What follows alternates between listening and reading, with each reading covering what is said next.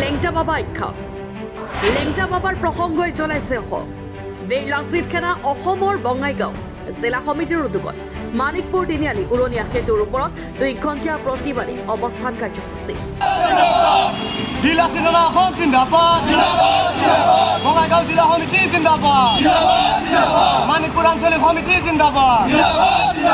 7জন যুৱকৰ গ্ৰেপ্তাৰৰ প্ৰতিবাদত আৰু অভিযুক্ত যুৱকক বিনা চৰ্তে মুক্তিৰ দাবীত বীৰ লাচিত সেনাৰ যুৱ নেতা আমিৰ চৌধুৰী অসম চৰকাৰক অনুৰোধ বীৰ লাচিত সেনা অসম জিন্দাবাদ বঙাইগাঁও জিলা সমিতি জিন্দাবাদ মানিকপুৰ আঞ্চলিক সমিতি জিন্দাবাদ আমাৰ হাত হৰ্তিতক মুকলি কৰি দিব লাগিব আমাৰ হাত হৰ্তিতক মুকলি কৰি দিব লাগিব খিলঞ্জীয়াৰ ওপৰত অত্যাচাৰ নচলিব বিজেপি চৰকাৰ হাই হাই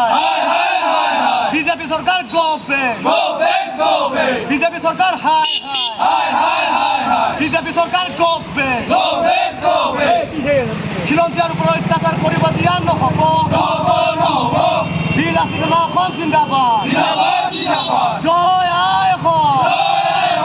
জয় আই অসম আজি আমি 2 ঘণ্টীয়া অৱস্থান ধৰ্মঘট লোৱা হৈছে মানিকপুৰত আৰু আমি আমাৰ কাৰ্য মানে কি প্ৰতিবাদসমূহ হৈছে যে আমাৰ মৰমৰ সংগ্ৰামী সতীৰ্থ কেইজনমানক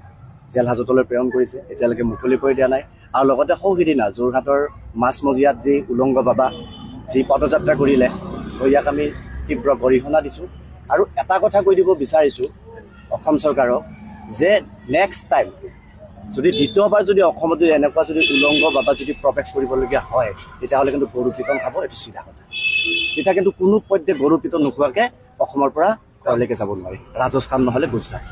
আৰু দ্বিতীয় কথা হৈছে আমাৰ সংগ্ৰামী সতীৰ্থসকলক অনতিপলমে মুকলি কৰি দিয়াৰ বাবে আমি অসম চৰকাৰক দাবী জনাইছোঁ আৰু যদি মুকলি কৰি নিদিয়ে আমাৰ যি এই প্ৰতিবাদ আৰু এই প্ৰতিবাদী কাৰ্যসূচী অনিৰ্দিষ্ট কাললৈ থাকিব যেতিয়ালৈকে আমাৰ সংগ্ৰামী সতীৰ্থসকলক মুকলি কৰি নিদিয়ে ব্যুৰ' ৰিপৰ্ট এণ্টনি ফৰাছা